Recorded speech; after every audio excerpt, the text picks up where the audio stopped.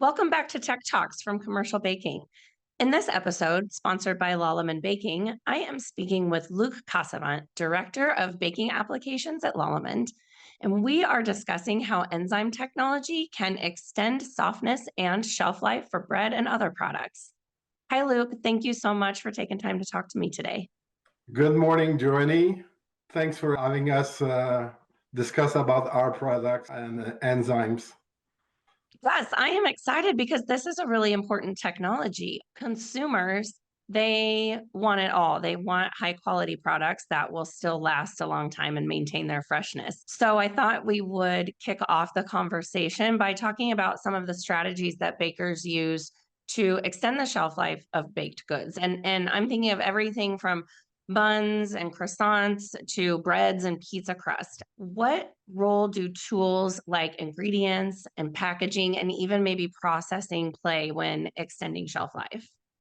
To start with, you need to understand what is affecting the shelf life of the bread. So basically, it's the crumb firming is a natural phenomenon that's happening when the starch retrograde or there's starch retrogradation. And this is mainly happening right after baking with the amylose fraction of the flour. The bread is starting to stale there. And after a certain number of days, then the amylopectin, the other starch fraction, will start to retrograde, and this is what's making the bread staling. So all that is affected by water migration. Of course, we have solutions for that. So before we talk about enzyme in details, I want to talk about other ingredients that we know have some indirect or direct effect on the staling of bread. Oxidizing agents like ascorbic acid, the final product will have tighter structure.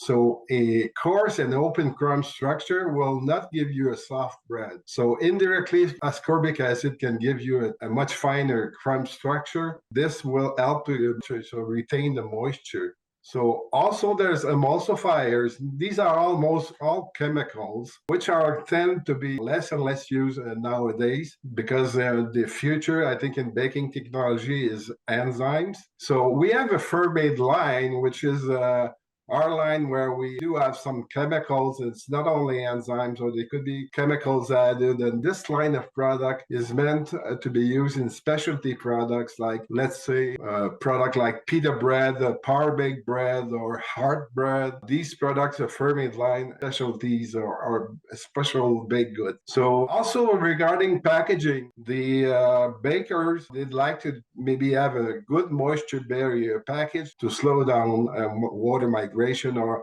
decrease the water evaporation of the product. So that's one way to do that. Some other people will do double packaging, and it's helping to get fresher bread for a longer time. So, Luc, this is a complex system. Bakers have to put a lot of thought into what ingredients they choose and how they process their products in order to get that optimum shelf life without sacrificing the quality, right? That's correct. Yeah. Enzymes can really help you to address the starch retrogradation and help you to get a good and fresh bread, especially maltogenic amylase. But there's some other enzymes that can also indirectly or more directly influence bread shelf life or the crumb staling. So I'm thinking about lipases. This lipase will modify the fat from flour or oil or shortening, and it will produce monoglycerides. And monoglycerides can help to slow down initial staling. If we go back to the main enzyme of interest for the long-term shelf life of the bread, it's the maltogenic amylase. The maltogenic amylase, Lallemand produces its own maltogenic amylase. We use yeast to produce the enzyme, and this enzyme is a little bit more thermostable, which means that it's much more effective in the longer time during the baking. So that our good understanding about enzymes, is really helping us to improve and preserve softness of the bread. This enzyme, we can almost level off the firming of the crumb in such a way that even after 21 days, the bread is almost like the first day.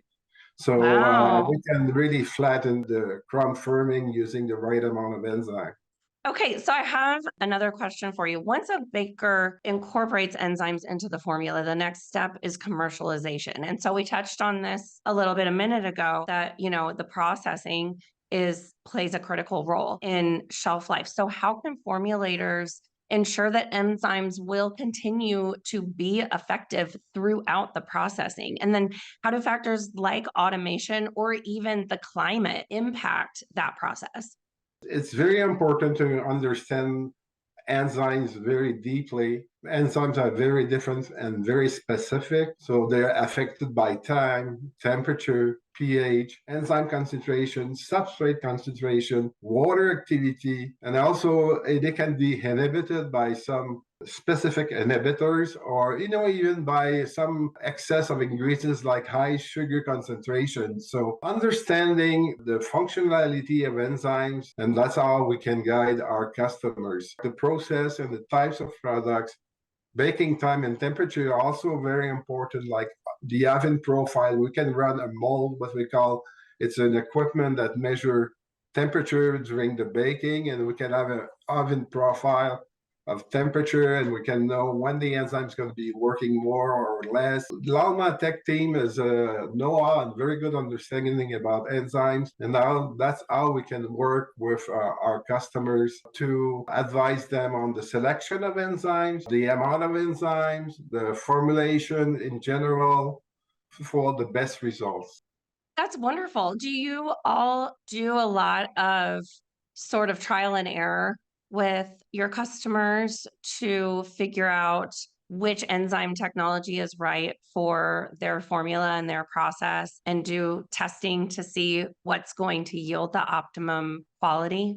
Yes, we do, but we do have a standard product. Our essential line is our natural enzymes line. We can use these products that are already commercialized to work in many standard applications. If comes the need for cooperation with the customer, understanding the issues that they have or certain specific problem or certain specific needs, we can do development of a custom-made product, tailor-made product for them, and solve their issue by working in cooperation. I love that. I love that. And it sounds like Lallemand has done a lot of the legwork and the research ahead of time to offer sort of off the shelf products that are going to work for plenty of formulas for extended shelf life. But it's also good to know that when there is a custom ingredient that's needed to be developed, you can partner with a baker to Yeah. develop that as well. Exactly, yes. We can offer, we have a bake lab located in Montreal, and we can run bake tests and develop before we go and run the plant trial. Usually, our experience and knowledge during the years allow us to, probably succeed in the plant trial once we know we succeeded in the lab. So, yeah, so that's a service we can give to our customer. That's wonderful. Okay, Luke, I only have one last question for you, and that is what is the best way for a baker to get in touch with Lallemand to learn more about your enzyme technology? I would say nowadays the best way is to go on our website, lallemand.com, Laleman. So you'll have a lot of different options, and you can find maybe information about our product. We have baking updates, what we call, which are kind of bulletin where we explain about some of the baking technologies. And so we have a lot of different information available on the website. Otherwise, we go through also distributors. So I'd say, but the best way is just Google lallemand.com, and you'll find all the information. Wonderful.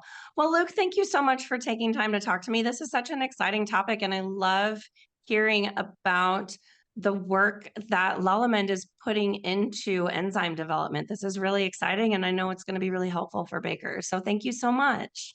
Thank you, Joanie.